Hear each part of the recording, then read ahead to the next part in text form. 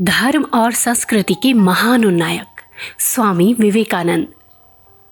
कलकत्ता शहर में उस समय प्लेग नाम की महामारी फैली हुई थी।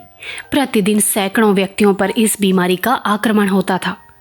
हालत बिगड़ती हुई देखकर सरकार ने स्थिति को नियंत्रण करने के लिए कड़े नियम बनाए, लेकिन जब नगर के लोग अनुशासन की कमी के कारण उनका पालन करने में ढील ढाल करने लगे, तो शहर के भीतर और शहर के चारों तरफ सरकार ने फौज तैनात कर दी।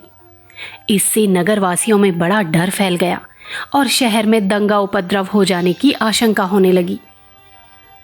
स्वामी विवेकानंद उस समय विदेशों में हिंदू धर्म की ध्वजा फहराकर और भारतवर्ष का दौरा करके कलकत्ता आए ही थे।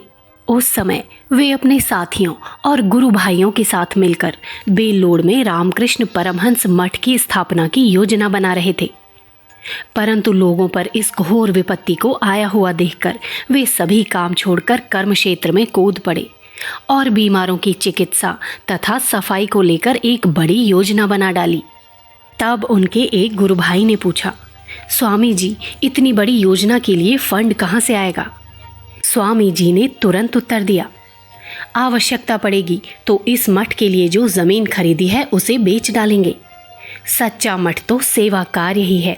हमें तो सदा सन्यासियों के नियम के अनुसार भिक्षा मांगकर खाने और पेड़ के नीचे निवास करने के लिए तैयार रहना चाहिए।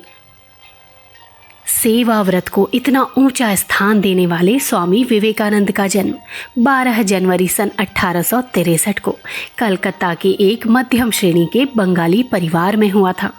उस समय भारत में बड़ी तेजी के साथ अंग्रेजी राज्य की स्थापना हो रही थी और ईसाई संस्कृति का प्रचार प्रसार हो रहा था। इसके कारण देश के उच्च वर्ग के धनी और संपन्न लोगों का विश्वास अपने धर्म और सभ्यता पर से हिलने लगा था और ऐसा लगने लगा था कि कुछ ही समय में इस देश में ईसाई धर्म की ही पताका फहराने लगेगी। उसी समय देश में ऐसे कितने ही महामानव प्रकट हुए जिन्होंने इस प्रबल विचारधारा को अपने प्रभावों से दूसरी तरफ मोड़ दिया। उन्होंने हिंदू धर्म के सच्चे स्वरूप को संसार के सामने रखा और लोगों को विश्वास दिला दिया कि आत्म उन्नति और विश्व कल्याण की दृष्टि से हिंदू धर्म से बढ़कर धार्मिक सिद्धांत संसार में और कहीं नहीं है। इन महामानवों में स्वामी विवेकानंद का स्थान बहुत ऊंचा है। संदर्भ पुस्तक स्वामी विवेकानंद, लेखक पंडित श्री राम शर्मा आचार्य।